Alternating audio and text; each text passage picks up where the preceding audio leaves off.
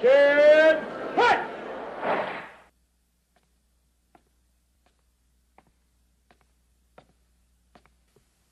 Be seated.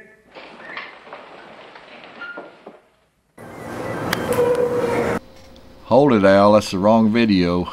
Here's Johnny. My name is John Noll, and I served aboard the USS Newport News from 1966 to 1970.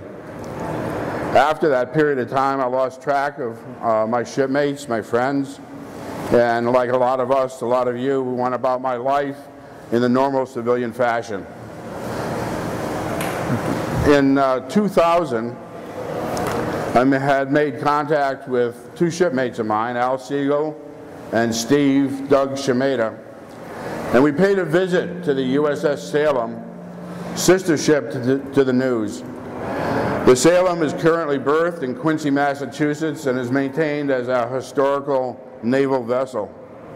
We went aboard the ship and stepped backwards 40 years in time. We spent the whole day wandering around the ship, our old working spaces, and I say our old working spaces because although the Salem is merely a sister of the News, they're identical twins. During the course of our time there, we saw displays from other ships, from the Shipbuilding Museum, various other naval activities, and Al Siegel came up with the concept of why can't we have a museum aboard the Salem that would honor the Newport News. And so work began in the year 2000 to make that a reality. In 2002, the director of the Salem organization approached me. She had heard about the tragedy of 1972, the explosion in Turret 2 off the coast of Vietnam. And she was wondering if we would like to use the Turret 2 on the Salem as a memorial to our fallen comrades. We accepted the challenge, and in 2002 we mustered a work party aboard that ship and restored Turret 2 from the bilges to the gun turret. It is now in pristine shape. The guns can be trained and elevated. I'm told we can fire them if we can find some ammunition.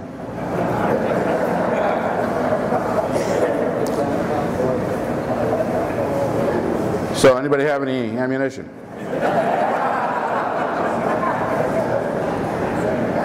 When we concluded, that was a 4 or 5 day long work party. And when we concluded, we were all sweaty, covered with chipped paint, red lead, hydraulic oil, everything you'd expect to find after 35 years of being closed up. And we had managed to get a plaque that had the names of all the sailors that lost their lives in that explosion, and we had it with us. And we thought that it was fitting that we would have a memorial service for those men, and we did. Nothing formal, nothing fancy, nothing like this. Just us and our dirty dungarees and sweat-stained t-shirts, paying honor to our shipmates. We had a reunion in 2003 aboard the ship, and we had a formal memorial service then, primarily for those men, but also for all others who have lost their lives. And now it's become a tradition. And so what we are here today for is to remember the dead, all of the sailors that sailed aboard the Newport News that are no longer with us in this world. Some of them died in action against the enemy. Some of them died as a result of accidents at sea. Some of them served their time, retired or left the Navy, and then fell victim to natural causes. But all of them served at one time aboard the News. That makes them our shipmates. And it's a funny thing about the concept of a shipmate. It's more than a friend, it's more than a buddy. It's somebody that you've lived with, worked with, sweated with, maybe cried with. In some cases, you fought with them against a common enemy.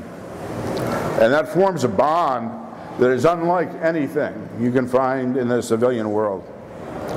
And so when one of us passes, we all hurt for it. I got a little poem here. I don't know who wrote it. The title is My Heart's at Sea Forever. Long ago I was a sailor. I sailed the ocean blue.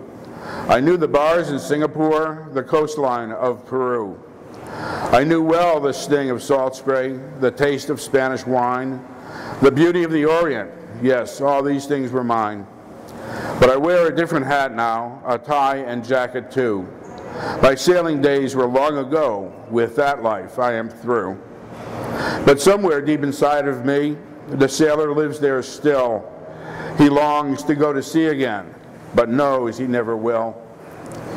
My love, my life is here at home, and I will leave here never. Though mind and body stay ashore, my heart's at sea forever. Like I said, there's a bond that forms sailing on a man-of-war, capital ship at a line. Unlike other branches of the service, we not only have our weapon with us when we need it, but we live our lives entirely within that weapon. Just taking a man-of-war to sea is a dangerous proposition. Most of us were young men when we did it. Some of us stayed in, became old men. It's a dangerous occupation. So you know that the guy that's working next to you has to be able to do his share of the load. He's got your back, they would say today. And that helps form the bond that we're speaking of. You know, there's a lot of talk these days about men and women in uniform. But there's another thing that we did as well. It wasn't just a dangerous job, but we did an honorable job. Those of you pre-1960, you managed to keep the Cold War cold. For 25, 30 years, the Newport News never needed to fire her guns in anger. Her mere presence was enough to hold the enemy at bay. Time came when the guns were needed, and we responded, and we did our job. We did what our country asked us to do. And I say men because in those days that's all it was. But men and women who serve their country like that are worthy of honor. They're worthy of honor for the job that they've done, for the life they've lived after their time in the service. And when they pass in death, they're worthy of honor still. The families of those people all honored them within their own religious beliefs, within their own traditions, and in their own manner. But it's only fitting that their shipmates honor them as well, because nobody other than their shipmates understand what it was like to serve in the Navy, serve in the armed forces. They don't know the sacrifices, they don't know of the hardships, and they certainly don't know of the camaraderie that is built up.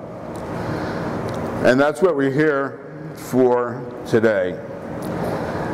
To honor them, not just their death, but their life. To honor the service that they gave to the ship and to their country. To remember them and remember what they did. And also to be a testimony to the young people around us and the nation at large of how we hold that kind of service in high esteem. We're fortunate to live in a country that has never had to fight a war, well, not in a long time, fight a war on our own ground. We have generations of people whose only concept of war is what they see in the newspapers and on the TV. And in one sense that's a blessing, but in another sense it's a hardship, because also not only do those people not know what it's like to have to defend yourself firsthand against an enemy, they are unaware of what it takes for somebody to do that for them. And they lose sight sometimes, I think, of the fact that in this country we have freedoms that we hold dear. Such freedom of speech, freedom to worship. But it's not the reporter that gives us freedom of speech, or the preacher that gives us freedom of religion. It's the men and women who take it upon themselves to serve their country and maintain those freedoms for us.